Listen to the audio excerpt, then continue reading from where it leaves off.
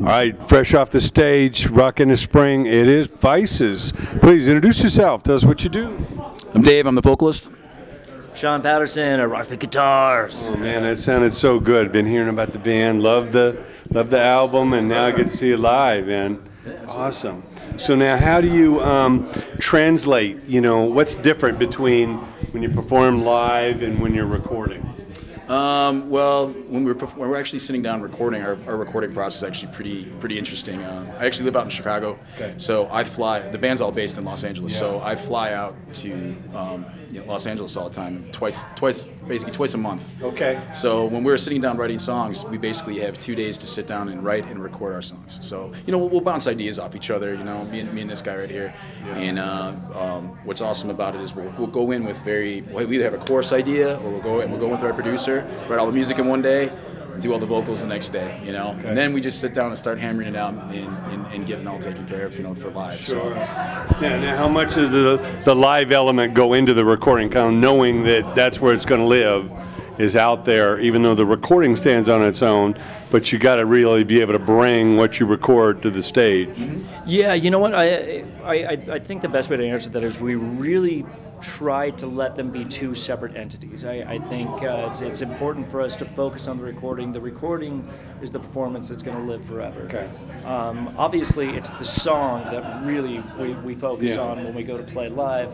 So, I mean, it's not that it changes, it's just then it has that live feel. You got to do what works for the stage, got to do what's right for the studio. So that's really how we approach it. Is one is different from the other. Mm-hmm. Mm-hmm. Yeah. Well, I know everybody's been in multiple bands. You've seen a zillion bands come and go. When you put this band together, what were your thoughts in mind? What was most important? Most important was finding the right guys that were willing to make the sacrifice and do the work. Mm-hmm. That was one of the problems with my last band. Everybody likes the idea of being a band, but it's definitely the difference between liking something and loving it.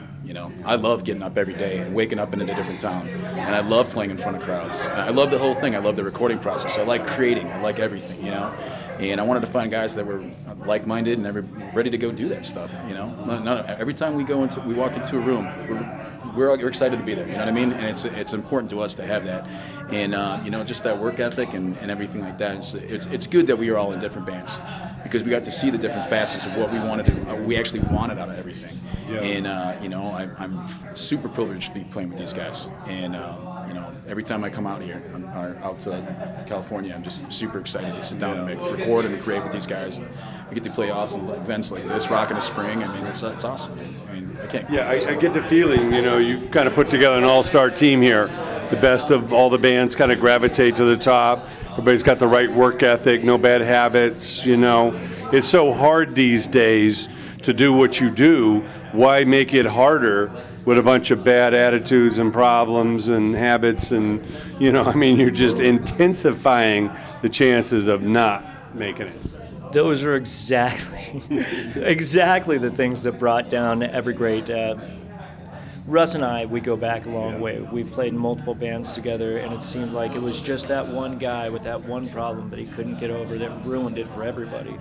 So it was when Russ gave me the call and said Dave was in, I was like, we got the dream team right here, baby. Yeah. We just got to find that last guy that fits the pieces.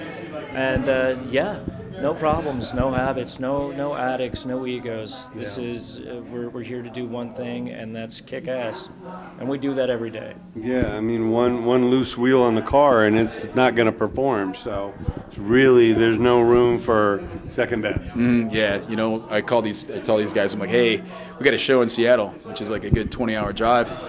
And then I'm like, and then we got to go to Fresno the next day. What do you think about that? And everybody's like, let's do it. I mean, there was no hesitation because is the show good? Yeah. Is the next show good? Yeah. Let's just go do the work, And they were both totally worth it, Yeah. What's the sacrifice that definitely shows over time, the great bands and the great songs and all that, Now, what changes in the industry these days, and there's been many of them, that you feel are advantageous to an independent band? Well, with the internet and everything like that, there's goods and bads for that.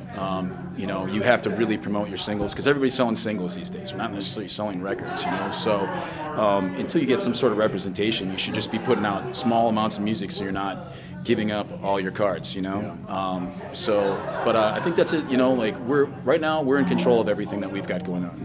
You know, and we know what we want. We've got a clear-cut goals for the next 6 months, and you know, we're going to be going on tour. We're going to be releasing a song to radio independently, and you know, we're really stoked about everything that's been coming up. But it's all stuff that we've worked for and we put together, and you know, putting together a good team behind us that believe in what we're doing.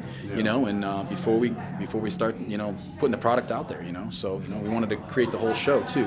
We got the whole live show, the whole, you know, we got a music video coming out, we got the clothes, you know, like just putting the brand together, you know. So just getting all that ahead of time so nobody's calling the shots for you there. So yeah.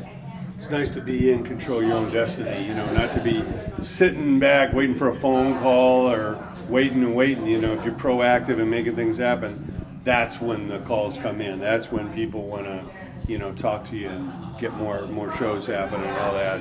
Yeah, why is that so important to have that, you know, that basically control of, you know, your creativity? Well, it's really interesting because there's two sides of what we do. There's the side that's the writer, the artist, the performer, and then there's the side that's the businessman, the marketer, the advertiser. You know, we have a lot of different hats that we have to wear. So it's just interesting how business all relates. People want to work with people that work hard, people that want to invest in a product that's selling.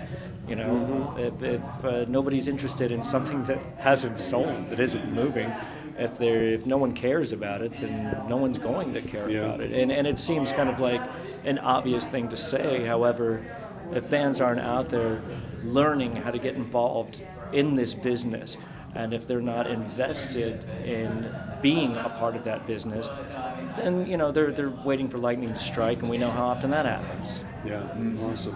Now, is there a band or an artist out there you really respect, whether it be musically or just business, the way they've kind of handled their, you know, their careers, and you kind of look up to as a benchmark of like, wow, they really do it right? Well, yeah, you know, there's all the big bands obviously that you grow up with and stuff like that, but a band that really has been the real current band that's been just really doing things, and I've been just really following out how they're rolling all their stuff out, is a band called Starset. And you know, they did everything. You know, they got the live show separate from the awesome music and stuff like that, and that's kind of how we're kind of basing our business model off of it. So yeah. That's great. Now, what's next for the band? I know you're gearing up for more shows, constantly writing, I'm sure, and all that. What's on the agenda? What can we expect?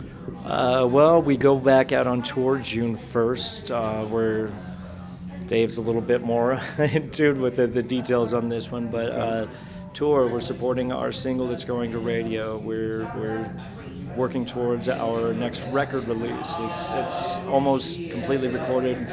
I'm excited. These new songs are fantastic. A lot of growth. And, you know, obviously I'm excited to see how the people like it. And I'm excited to add those songs to the set.